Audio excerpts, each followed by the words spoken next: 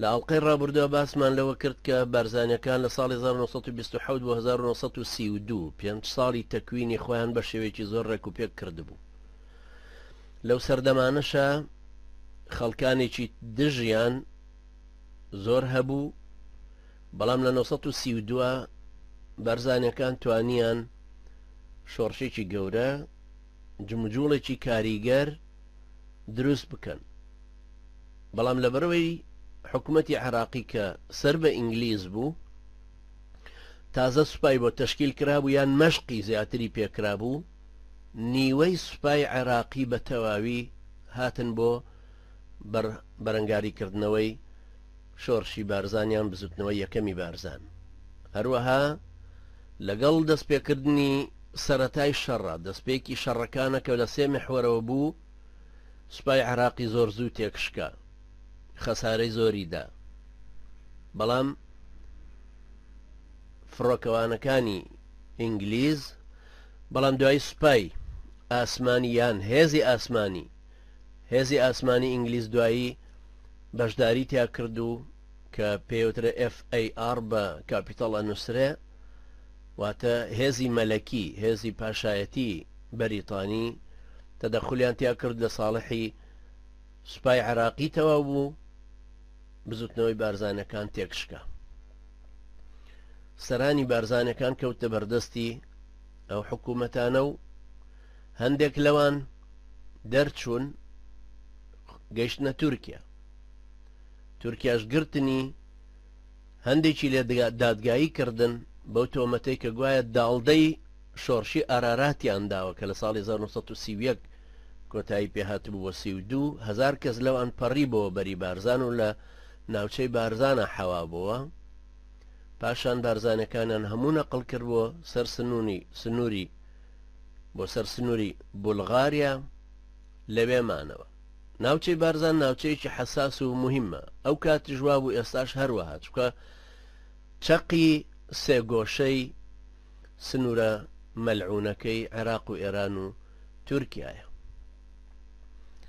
هەروەها عشیرەتی بارزان عشیرەتێکی خاوەن مێژووە لە ناوچەکەیە بۆ 200 ساڵە گەڕێتەوە. یەکێکە لەو عشیرەتانەش کە ڕوحی یارمەتیان لە ناو یەکترا زۆر پتەوە، یەکتر گرتنیان زۆر بەهێزە، لێکدابڕبوونیان کەمە، کاتی خۆشی وابوون و ئێستا شەروەهان.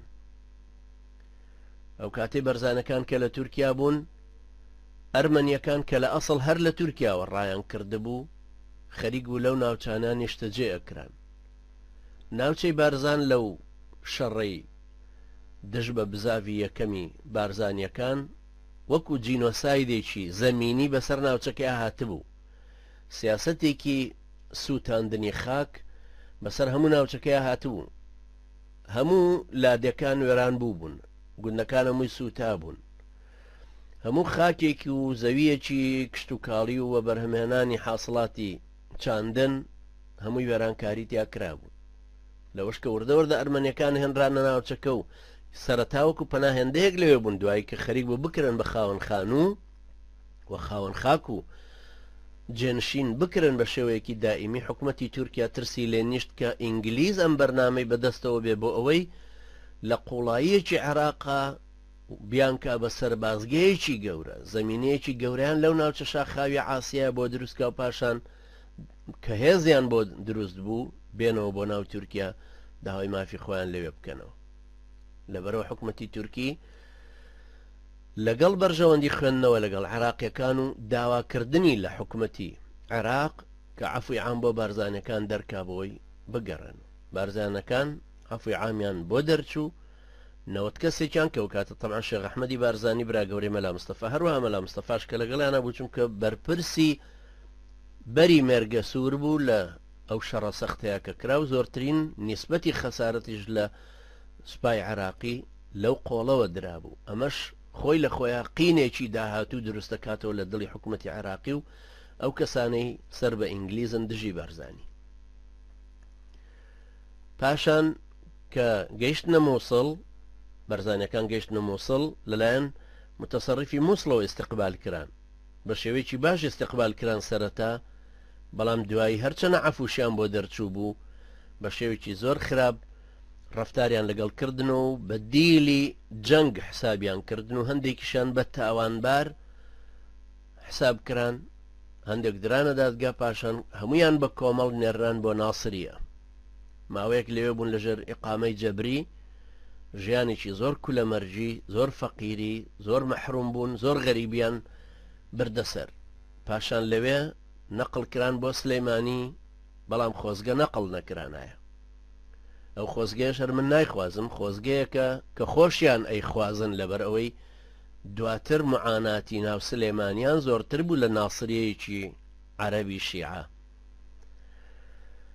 بارزانەکان لە ماوەی 11 ساڵی ئەو فترەی 932 بەدواوە تا 43 معاناتێکی زۆر زۆر زەحمەتیان چێشت کە لە هەموو مێژووی کووردا غەیری دوای تێکشکانەکەی شێخ سەعیدی پیرانی باپیرە گەورەی بەڕێزمان لە 925 ئەو کارە ساتەی کە هات بەسەر باکووری کوردستانە لە کاتی مستەفا کەمالە 925 بۆ 931 ئەو 6 ساڵە ئەو هەموو معانات و دەردەسەری بەسەر خەڵکی کووردا هات لە باکوور، دوابەیەکی بەزیادەوە بەسەر بارزان وەک ناوچە، بارزان وەکو عەشیرەت و کوپیاماقوڵانی کورد بەسەر ئەو عەشیرەت و خانەوادە بەڕێزە داهات کە نەقل کران بۆ ناسریە، پاشان بۆ سلەیمانی. ئەو 11 ساڵە ژن و پیاویان، گەورە و بچووکیان، پیاماقوڵ و ئەوی دەرنەکەوتووە، هەمووی وەکو یەک فەقیر کرابوو، هەمووی وەکو یەک معانات و ناچاریان دەردەسەریان نەچێشت.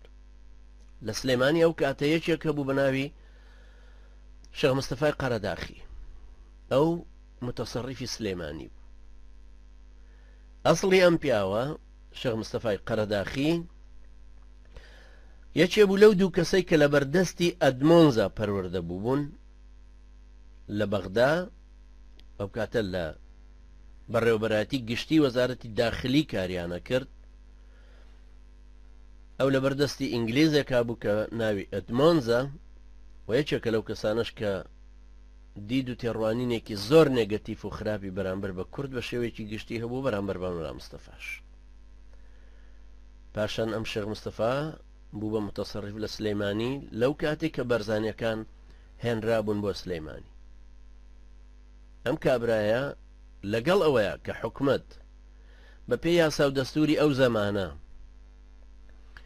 ئەبوایە هەر کەسێک کە نەفیەکرێت لە ناوچەی خۆی هەنرێتە دەرەوە بڕێک ڕاتبێکی بۆ ببڕێتەوە کە مانگانە ئەیدرایە لە هەمان کاتیشا هەفتانە ئەبوایە لە دایرەی پۆلیس ئیمزاکە کە ڕای نەکردو و شوێنەی ماوەتەوە. بەڵام ئەم زاڵمە قەرەداخیە مستەفا لەو خانەوادە بەڕێزە و پارەی گرتبووە. لە هەمان کاتیشە ئەمری بۆ دەرکردبوون بۆ خەڵکی شارەکەش کە بە هیچ شێوەیە کەس نابێ توخنیان کەوێت. لەبەر لایکی تریشەوە هەر کەسێک کە پەیوەندیەکی ئەبەست لەگەڵیانە ئەگیرا، ئەمەش وای کردبوو کە زیاتر گۆشەگیرتر بکرێن. ئەوان شتێکی واشیان لە دەستانە بوو دەوڵەمەند بن تاکو بیفرۆشن و لەسەری بژین. بەڵام زەعیمی هەمویان ئەو کاتە شێخ ئەحمەدی بارزانی بوو کە برا گەورەیان بوو.